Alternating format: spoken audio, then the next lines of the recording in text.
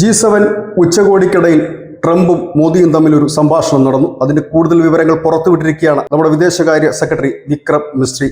അദ്ദേഹം പറയുന്നത് ട്രംപുമായി നരേന്ദ്രമോദി 35 മിനിറ്റ് നേരം സംസാരിച്ചു. അമേരിക്കയാണ് മോദിയുമായി സംസാരിക്കണമെന്ന് ആവശ്യപ്പെടുകയും ആ അഭ്യർത്ഥന ഇന്ത്യ സ്വീകരിക്കുകയുമായിരുന്നു.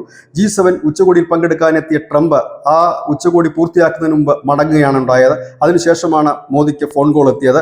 ആ സംഭാഷണത്തിൽ നരേന്ദ്രമോദി ഇന്ത്യയുടെ നിലപാട് ആവർത്തിച്ചു പറഞ്ഞു. ഇന്ത്യയും പാകിസ്ഥാനുമായുള്ള വിഷയത്തിൽ ഞങ്ങളൊരു മധ്യസ്ഥത ആഗ്രഹിക്കുന്നില്ല, അത് അനുവദിക്കുകയുമില്ല.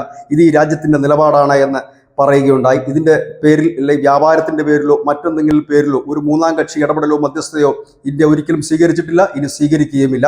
പകരം പാകിസ്ഥാൻ ആവശ്യപ്പെട്ടതുകൊണ്ട് മാത്രമാണ് തങ്ങൾ ഈ ആക്രമണം നിർത്തിയത് എന്നുകൂടി ക്ലിയറായി പറഞ്ഞതോടുകൂടി അത് ആ അവ്യക്തമായി നിന്ന് ഇല്ലെങ്കിൽ കോൺഗ്രസ് ഉയർത്തിക്കൊണ്ടുവന്ന ഒരു വലിയ ആരോപണ നാടകത്തിന് തിരശീല വീഴുകയാണ്.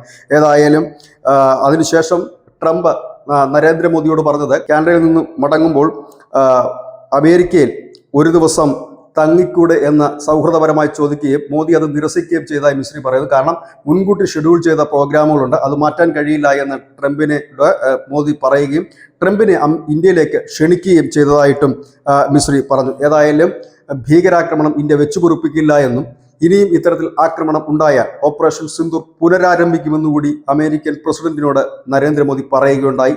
ഏതായാലും ട്രംപിനോട് തന്നെ കാര്യങ്ങൾ വ്യക്തമാക്കിയ സ്ഥിതിക്ക് ഇനി രാഹുൽ ഗാന്ധി എന്തു പറയുമെന്നാണ് ഇന്ത്യയിലെ രാഷ്ട്രീയ കോമരങ്ങൾ ഉറ്റുനോക്കുന്നത്. News desk Malayalam.